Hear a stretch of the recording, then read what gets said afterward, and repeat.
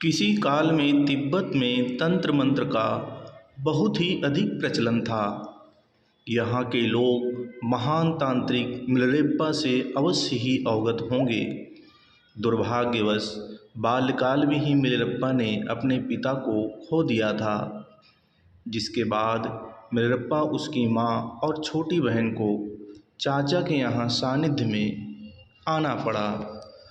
वैसे मिलरेप्पा के पिता परिवार की गुजारा कर लेने से अधिक की संपत्ति छोड़ गए थे, मगर मिलरेप्पा के चाचा ने वो सब कुछ हड़प लिया और उसके बाद वे अपनी भाभी और भतीजी को दुख तकलीफ देने लगे।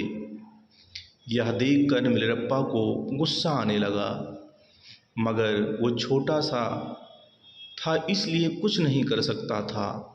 लेकिन माँ और बहन पर बढ़ते अत्याचार ने मिलरेप्पा को घर से निकलने पर मजबूर कर दिया।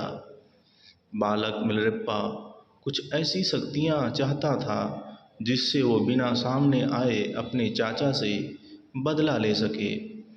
इसके बाद मिलरेप्पा को पता चला तंत्र विद्या के बारे में, जिसके बाद मिलरेप्पा एक अघोरी की संगति में रहकर तंत्र विद्या सिखाने लगा और फिर अघोरी द्वारा बताए सारे कर्मों को करके उसने तांत्रिक विद्या सीख ली। मगर जब तक मिलरेप्पा अपनी तांत्रिक विद्या अपनी माँ को बहन को बताकर खुश हो पाता, उसकी माँ और बहन मर चुके थे। जब मिलरेप्पा को इसके बारे में पता चला तो फिर उसके क्रोध की कोई सीमा नहीं रही, मगर अब मिलरेप्पा अवसर की प्रतीक्षा में था। और फिर एक दिन जब मिलरेप्पा के चाचा ने अपने बेटे की शादी का आयोजन रखा था, तो मिलरेप्पा ने अपनी तांत्रिक शक्ति के द्वारा आंधी तूफान को उत्पन्न कर सब कुछ तहस नहस कर दिया, जिसमें मिलरेप्पा के चाचा चाची और चचेरे भाई के अलावा बहुत सारे लोग मारे गए। मिलरेप्पा कुछ दिनों तक तो खुश रहा, मगर इसके बाद वो पश्चात और ग्लानि के सागर में डूबने लगा। इसके इस जघन्य अपराध ने उसे अंदर तक हिलाकर रख दिया था। अशांत मिलरेप्पा अब मुक्ति की तलाश के लिए निकल पड़ता है। फिर किसी से उसे एक बहुत बड़े गुरु मारफा के द्वारा बारे में पता चलता है। मिलरेप्पा अब मारफा की खोज में निकल पड़ता है। कुछ समय के बाद उसे मारफा मिल भी जाता, जिसके बाद मिलरेप्पा गुरु के पास रहकर उनसे दीक्षा पाने की याचना करता है, मगर मारफा इसके लिए मिलरेप्पा के पास दो शर्तें रखते हैं, या तो दीक्षा या फिर भोजन। दोनों चीज़ें एक हैं, साथ नहीं मिल सकती थी उसे, जिसके बाद मिलरेप्पा खुद भोजन जुटाकर गुरु से दीक्षा लेने के लिए तैयार हो जाता है। मगर कुछ ही दिनों के बाद मिलरेप्पा को पता चलता है कि उनका गुरु उन्हें कुछ सिखा नहीं रहा, बल्कि उससे घर के सारे काम करवा रहा है। मिलरेप्पा सालों तक मारफा के घरेलू काम करता रहता था। इस बीच गुरुकुल में बहुत सारे बच्चे आते, मारफा से दीक्षित होते और चले जाते।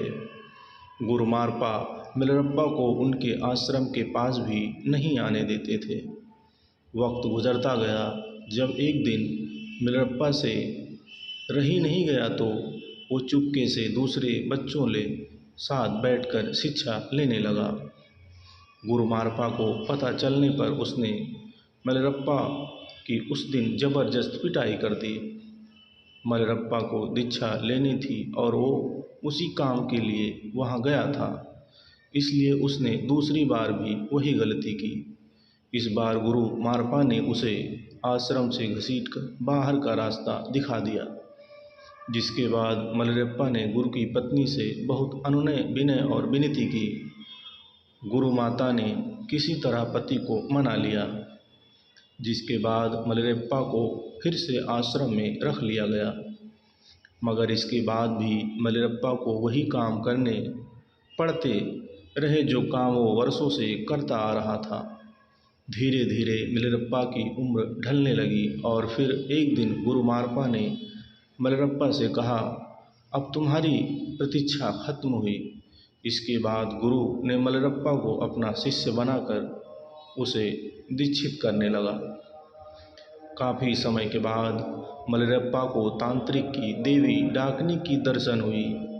डाकिनी ने मलयप्पा को जब बताया कि उसकी दीक्षा अभी पूरी नहीं हुई है बल्कि एक चीज़ बाकी रह गई है, तो मलयप्पा फिर से अपने गुरु के पास आता है।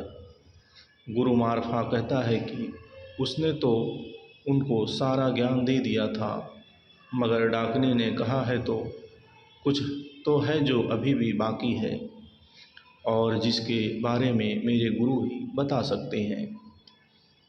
तब मारप्पा अपने शिष्य मलयप्पा को लेकर अपने गुरु के पास जाने के लिए निकलते हैं, जो भारत में ही कहीं थे। मगर जब मारप्पा अपने गुरु से मिलकर उन्हें सारी बात बताते हैं तो मारप्पा का गुरु भी हैरान रह जाता है और बताता है कि नहीं तो मेरे पास ऐसा कोई ज्ञान शेष नहीं जो मैंने तुम्हें ना दिया हो। जब मारप्पा के गुरु को पता चलता है कि तांत्रिक की देवी डाकिनी ने यह बात उनके शिष्य मलयप्पा को बताई है, तो मारप्पा का गुरु मारप्पा से कहता है, आज से यही शिष्य तुम्हारा गुरु होगा। और फिर मारप्पा का गुरु फिर से दीक्षा पाने निकल पड़ता है और इधर अब मारप्पा अपने शिष्य मलयप्पा का शिष्य बनकर उनसे दीक्षा लेने लगता है। दोस्तों, कहानी आपको पसंद आई हो तो लाइक करें, चैनल को सब्सक्राइब करें। धन्यवाद।